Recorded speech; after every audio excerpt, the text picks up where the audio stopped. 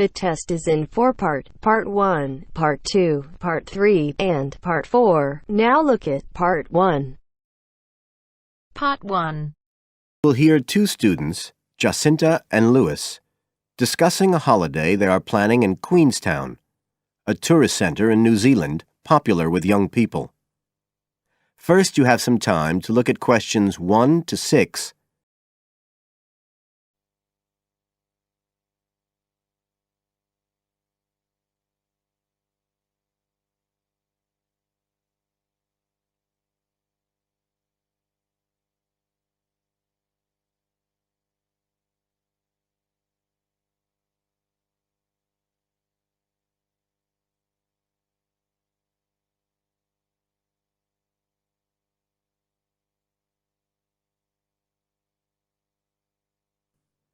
You should answer the questions as you listen, because you will not hear the recording a second time.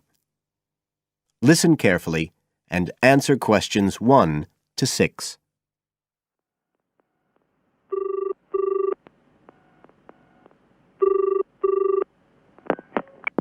Hi, Lewis. It's Jacinta here.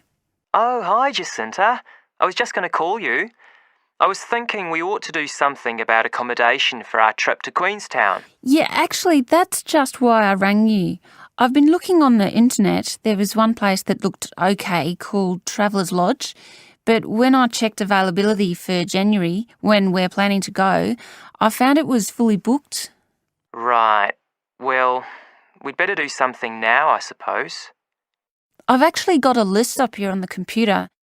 There's one place called Bingley's that looks possible. It's $1975 a night.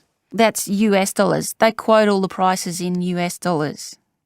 So that's about 26 or 27 New Zealand dollars. That's okay. That'll be in a dormitory, is it? Yeah, they say 8-bed dorms, and the hostel's right in the town centre, and they've got a cafe.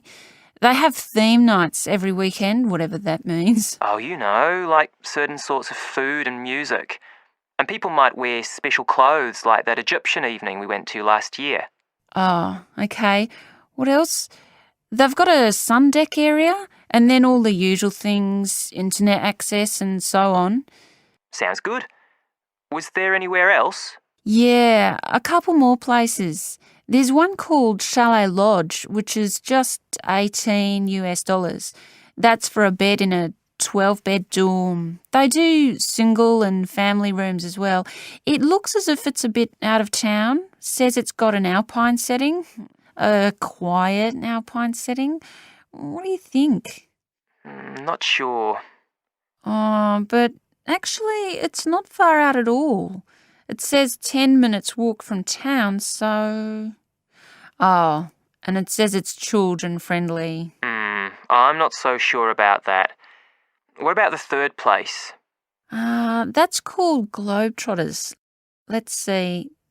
They do private rooms or 5-bed dorms for $18.50. It's in the centre, just by the lake, and that includes breakfast. Didn't the other two? I don't think so. They didn't mention it, so probably not. Oh, and it says something about a free skydive. Wow.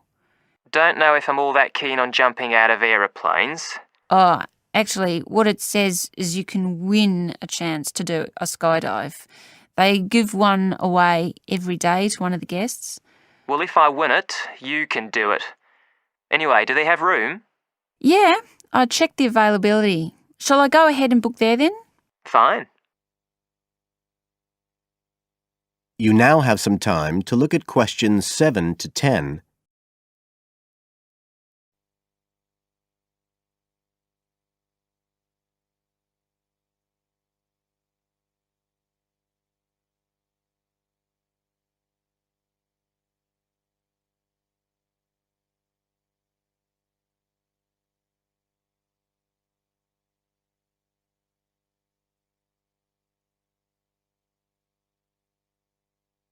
Now listen and answer questions 7 to 10.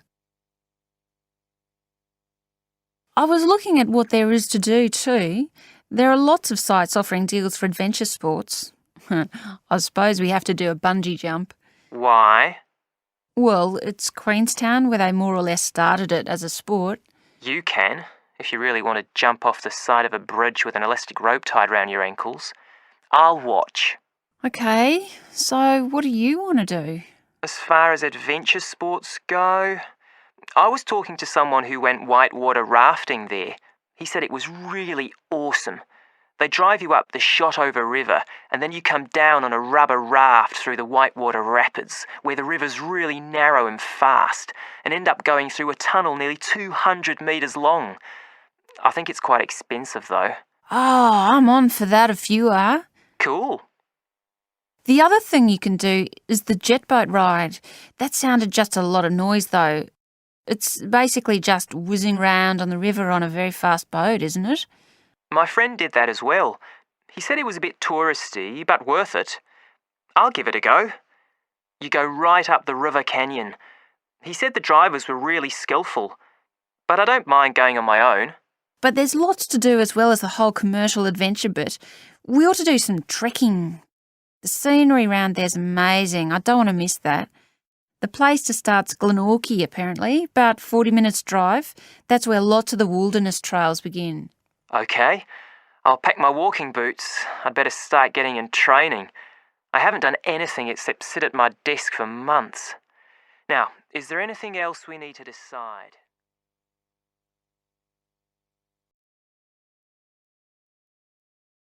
That is the end of part 1. You now have half a minute to check your answers.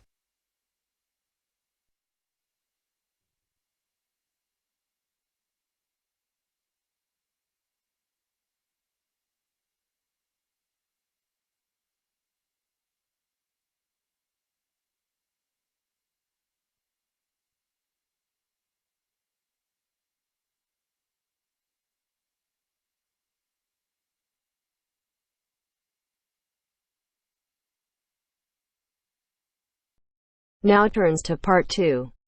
Part 2. You will hear an extract from a radio program for people who live abroad. Listen and answer questions 11 to 17.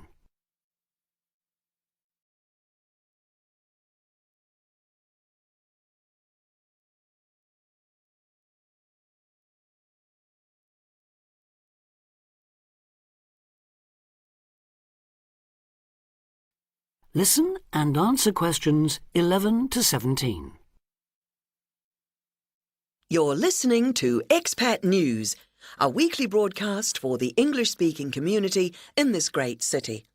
In today's programme, we'll be hearing from Tom O'Hara, who's going to tell us about all those different associations you can join. Tom. Good evening. Yes, in a city with so many of its residents born outside the country, it's hardly surprising there's such a huge range of expatriate clubs and societies. And many of these, of course, are aimed at English speakers.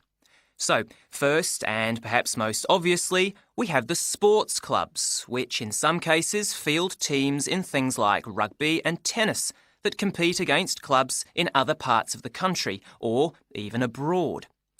You don't have to play at this level to have fun, though.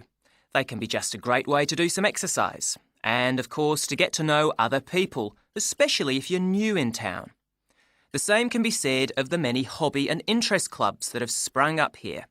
Everything from landscape photography, such as the Viewfinders Club in the Harbour District, or Focus on the Airport Road, to old favourites like stamp collecting. Remember that this country has a long tradition of unusual and perhaps even eccentric societies, so there should be something for everyone. A place where you can meet people of different nationalities with the same social and/or cultural interests as you. For those who may be interested in rather more than just friendship, there's a wide range of lively social clubs. Several singles associations organise dancing of various kinds, while for people in a real hurry, there's speed dating, in which everyone talks to everyone else for just 5 minutes. Then, at the end, they decide which of them they would like to meet again by ticking their names on a list. In complete contrast to these are the many religious associations, reflecting the diversity of faith groups present in this multicultural city. Many of them, of course, have their own places of worship. Perhaps also of interest to those who've come here from other parts of the world are the international and cultural societies. These often provide a meeting place for people from a specific country, China, for instance, and particular ethnic groups, such as Afro-Caribbeans. As in other major cities, we have here local branches of many charities with names familiar around the world. Meetings of human rights organisations like Amnesty International are held regularly in English, as are those of environmental groups such as Greenpeace. All funds raised, by the way, go to the same kinds of good cause as they do in other countries you may have lived in. Inevitably, perhaps, there are also the political clubs, often connected with a particular party and, indeed, a particular country. So we have, for example, a local association of Republicans linked to and campaigning for that party in the US, and Liberal Democrats here doing the same for their party in Britain. Finally, on a lighter note, there's plenty to choose from in the performing arts. Whether you enjoy taking part or just watching and listening, you can take your pick from a whole range of groups. To take just a couple of examples, there's light opera at the Memorial Hall in the city centre, or a very lively amateur theatre company in the Park District. In summer, they give open-air performances of Shakespeare plays, free of charge.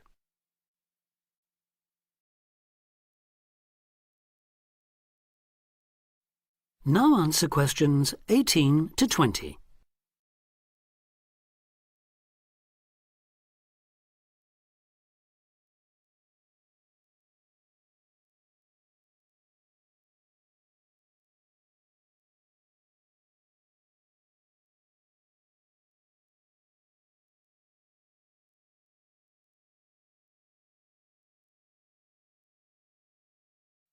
Now answer questions 18 to 20.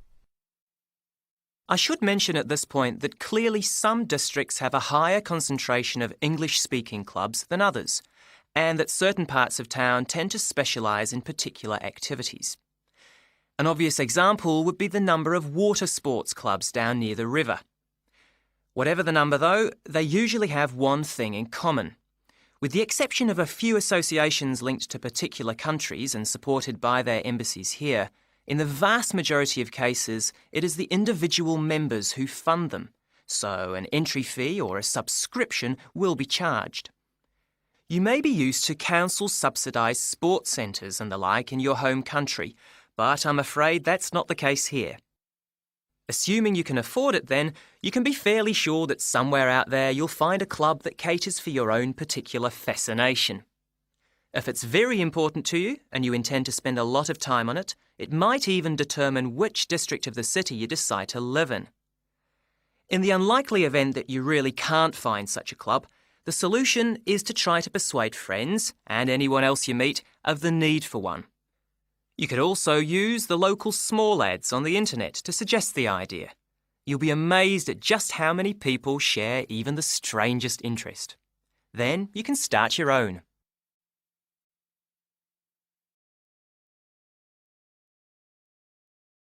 That is the end of part 2. You now have half a minute to check your answers.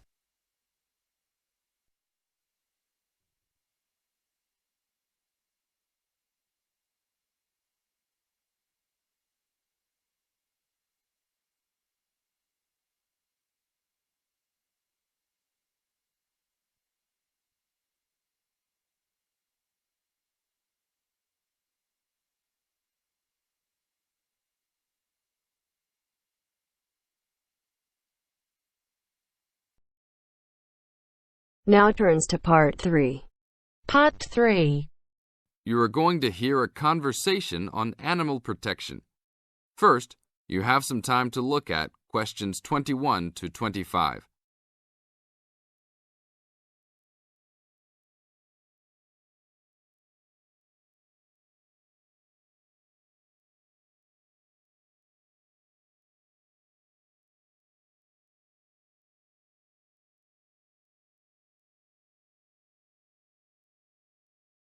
Now listen to the tape and answer the questions. Thanks for joining us today, Mike. How did Baja California become consideration for a condor release? Our recovery plan for California condors requires us to re-establish the birds in as much as their former range as possible. Baja, being the southernmost recent range for the California condor, works well in that they were only recently lost from the area, mid-1930s, and considerable habitat still remains. It is very isolated with very few people in the area. The mountains are spectacular, ranging up to 10,000 feet, or 3,000 meters.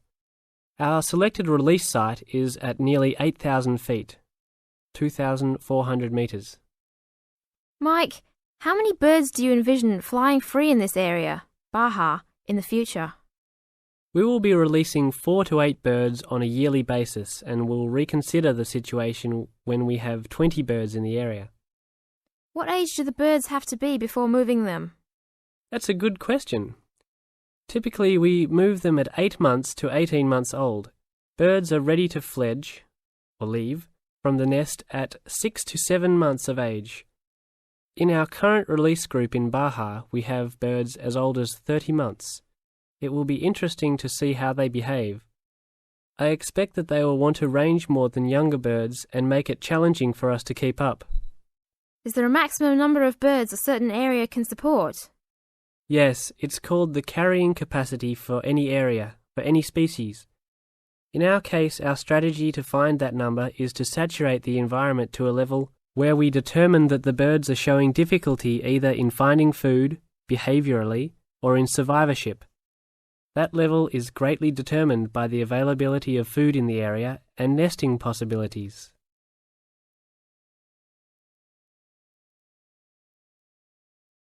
Now look at questions 26 to 30.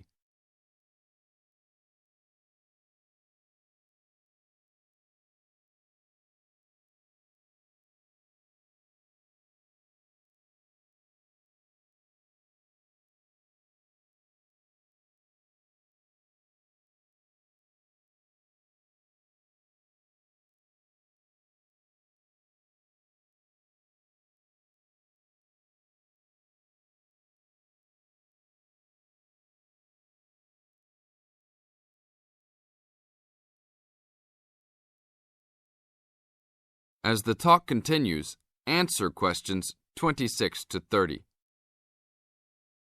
What do you hope to accomplish with this release in the long run? I expect that well within 10 years the condors will be flying north and joining birds already released in Southern California.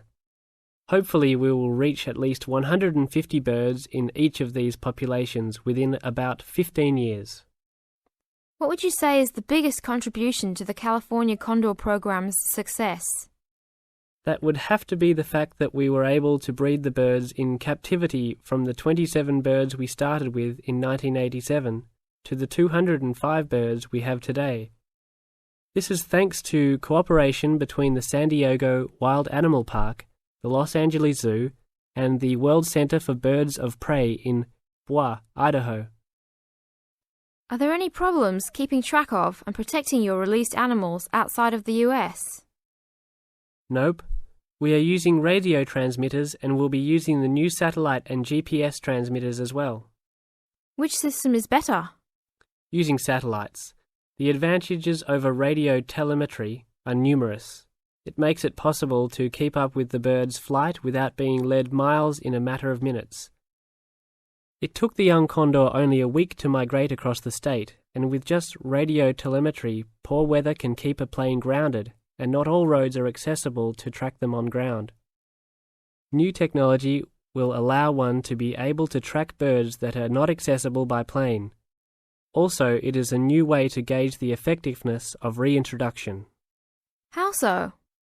If a condor transmitter works properly, researchers will get a location every 10 days for about 2 years. Do you see an end in sight for the need to breed condors in captivity? Yes, that would be great. But it will take a while for us to establish the 2 wild populations and make sure that they are sustainable. Part of our recovery is to maintain a captive flock of 150 birds in various zoos around the country as a safety net for the future.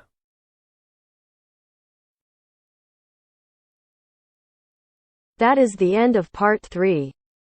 You now have half a minute to check your answers.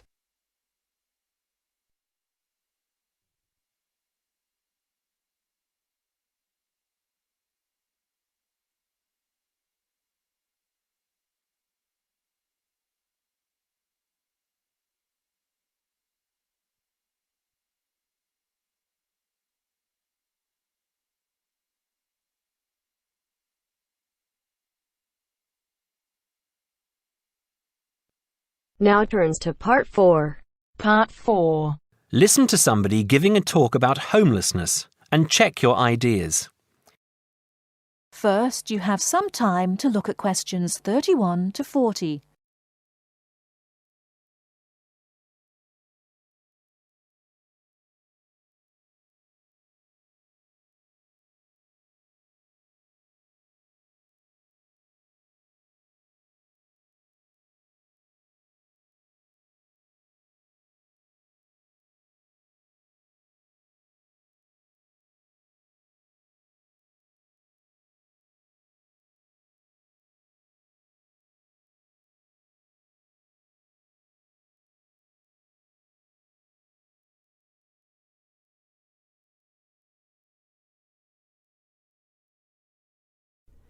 Now, listen carefully and answer questions 31 to 40.